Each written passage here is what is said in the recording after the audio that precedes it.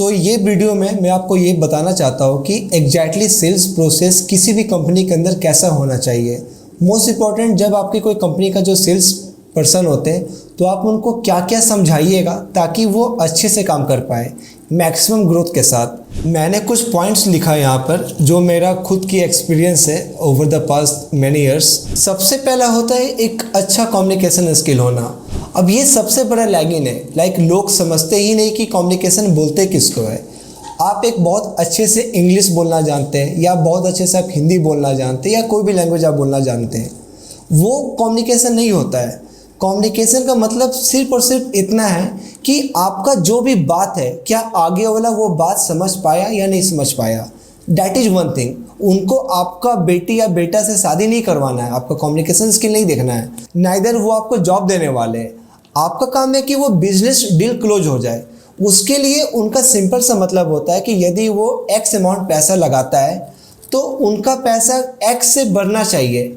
यदि ये बात आप उनको कन्विंस कर देते हैं कम टाइम के अंदर, तब जाकर आपकी कम्युनिकेशन स्किल अच्छी है। ये चीज़ पे काफ़ी डिटेल से फोकस करनी चाहिए। मेरे पास काफ़ी ऐसे क्लाइंटेज है अलग अलग कंट्री पे जिनका एक्सेंट भी इंग्लिश एक प्रॉपर इंग्लिश नहीं होता है, हिंदी वो समझते नहीं है, और मैं ये दो लैंग्वेज के अलावा मैं कुछ बात नहीं कर पाता हूँ।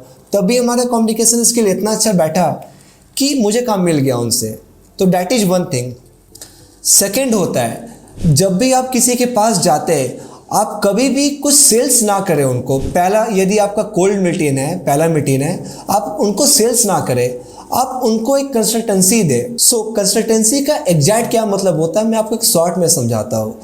कंसल्टेंसी का ये मतलब है सिंपल सी बात पे कि यदि आपके क्लाइंट को कुछ भी पैसा इन्वेस्ट करना है, उनका पैसा बढ़ना चाहिए। That is one thing. या हो सकता है कि उनका टाइम डिपेंडेंसी कम हो जाए। ये मैं बात कर रहा हूँ आईटी या डिजिटल मार्केटिंग कंपनी के लिए।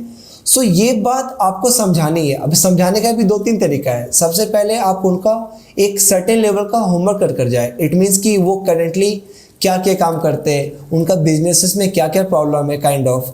दूसरी चीज़, उनके जो कंपटीटर है लोकल में वो लोग क्या क्या स्टेप ले रहे हैं, ताकि आप उनको बोल पाए देखिए आप ये सब तो नहीं कर रहे लेकिन आपके जो कंपटीटर है वो ये सब करके उनका सेल्स बढ़ रहा है या उनका ऑपरेशन का प्रोसेस ईजी हो रहा है, तो वो सब आप करें। यदि वो इस लेवल पे भी वो अच्छे से ऑपरेट करते हैं, तब जाके थर्ड स्टेप ये होता है कि आप उनको दिखाओ कि जो भी हमारे मेट्रो सिटी है, और यदि आप एक टायर 2 सिटी में आप काम करते हो, देन आपको टायर 1 सिटी की टॉप कंपटीटर उनको दिखाओ। देखिए वहाँ पे तो ऐसा ऐसा ग्रो हो रहा है, ऐसा ऐसा पैटर्न चल रहा है, तो क्यों ना कुछ ऐसा पैटर्न हम यहाँ पे क्रिएट करते हैं अपने लोकेशन के अंदर। यदि आप टायर 1 पे काम कर रहे हैं, तब जाके आपको कुछ और भी दूसरी कंट्री का कुछ बेस्ट एग्जाम्पल आपको उनको दिखानी चाहिए। काफ़ी लोग को एग्जैक्ट पता नहीं होता है क्योंकि एक बिजनेस अलग अलग सिटी अलग अलग कंट्री में हज़ारों तरीके से चल सकता है, तो वो एनालिसिस आपको करना पड़ेगा और वो सब चीज़ें कंसल्टेंसी का पार्ट होता है। यदि आगे वाला पर्सन आपकी बात को समझ पा रहा है, तब जाके वो खुद आपसे पूछता है कि आपका प्रोडक्ट या आपका सर्विस का प्राइस कितना है।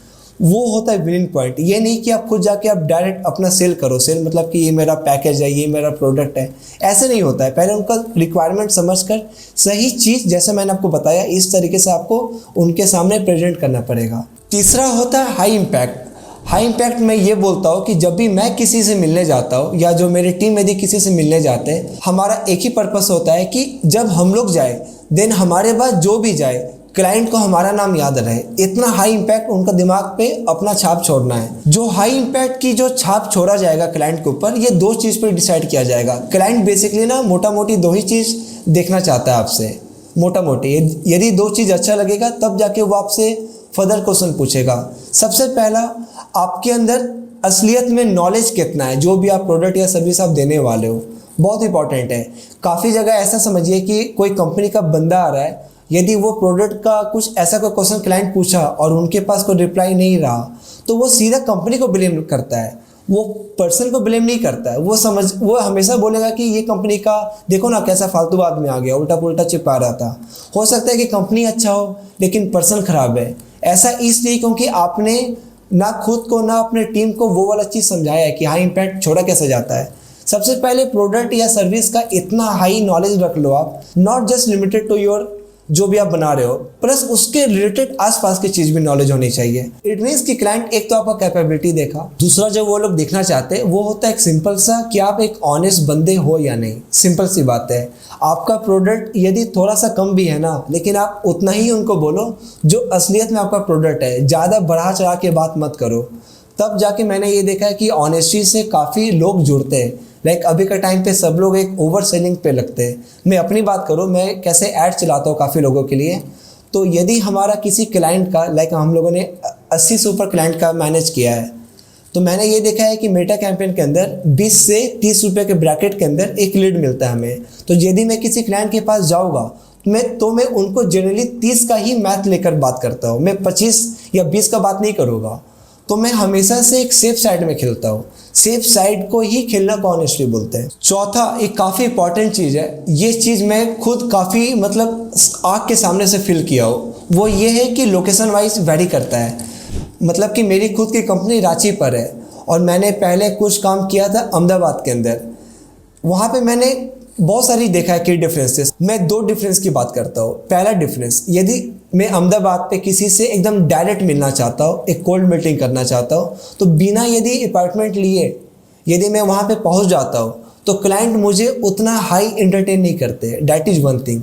और रांची में बिल्कुल एक उल्टा वेव चल रहा है। यहाँ पे कॉल करके मीटिंग शेड्यूल करके बातचीत करना इस तरीके से अभी भी वर्क नहीं होता है। हाँ, हो सकता है कि यदि आप किसी एक काफ़ी हाई प्रोफेशनल यूनिवर्सिटी, कॉलेजेस या कुछ बहुत बड़ी शोरूम, यदि ऐसे से क्लाइंटेज आपकी है, तब जाके आपको एक अपार्टमेंट लेकर ही काम करनी पड़ेगी।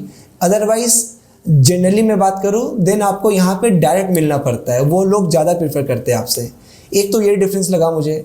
दूसरा डिफरेंस मुझे ये लगा था कि यदि मैं वहाँ पे जाऊँ, किसी भी क्लाइंट से बात करूँ, और यदि क्लाइंट मुझे अपना रिक्वायरमेंट बताते हैं और मुझसे पूछते हैं कि इसका प्राइस क्या लगने वाला है। अब क्योंकि मैं इतनी सालों से काम कर रहा हूँ तो मुझे तो प्राइस अंदाज़ा से माइंड पे बैठ जाता है कि somewhere to for example 2 lakh से 2.5 लाख का प्रोजेक्ट है।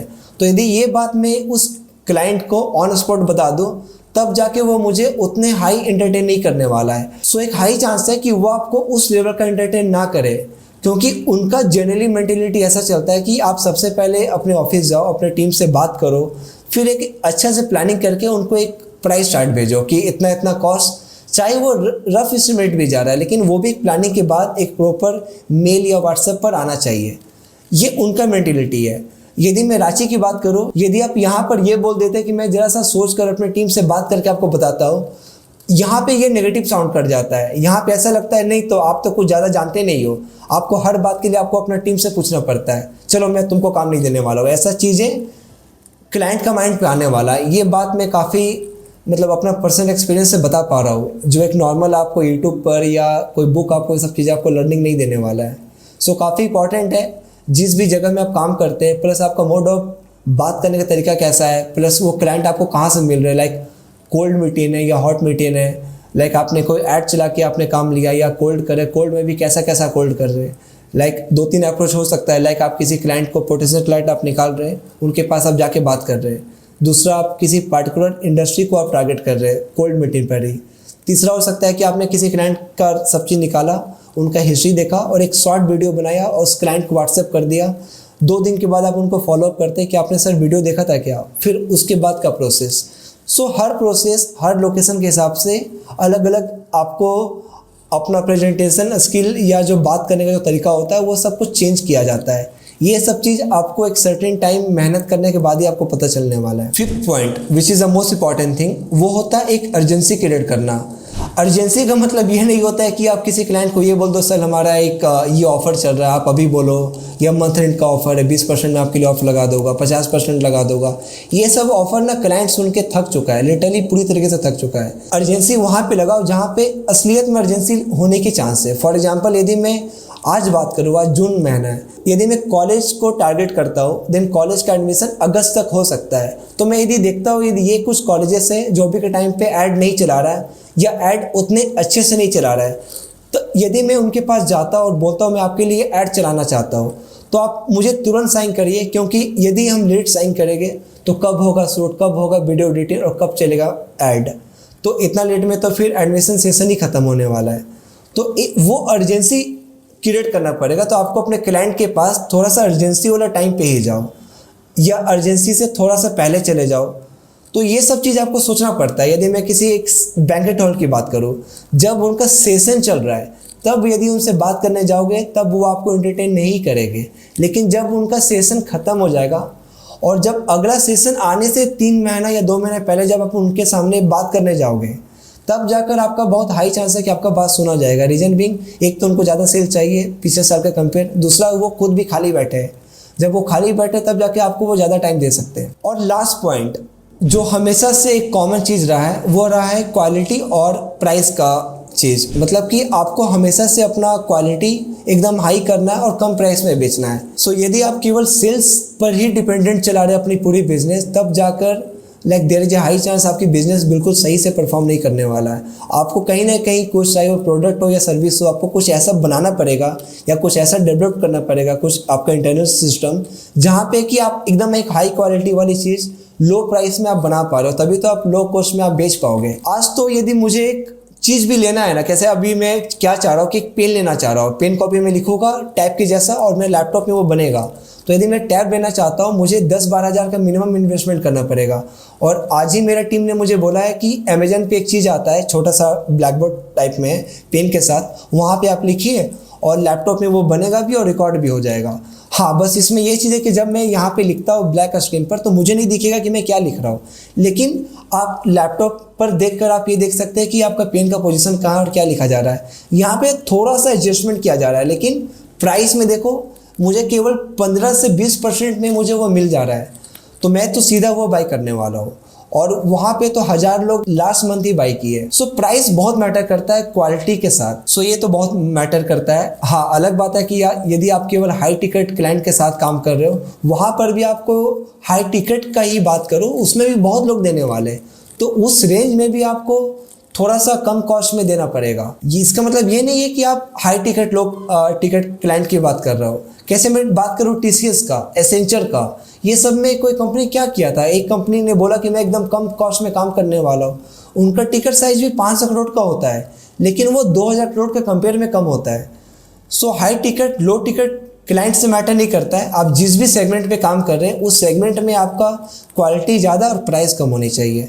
सो यदि ये 6 चीज़ आप फॉलो करते और अपने सेल्स टीम पे ये सब चीज़ क्वालिटी लाते, तब जाके हाई चांस है कि आपका कन्वर्जन रेट जो आपके ऊपर जो क्लाइंट बनते हैं उनका बढ़ने का चांस है। सो यदि आप ये 6 का 6 स्टेप अपने सेल्स टीम को आप समझाते हैं, तब जाके there is a high chance कि आपका कन्वर्जन रेट जो होगा बिजनेस का वो आपका ग्रो करेगा। Thank you.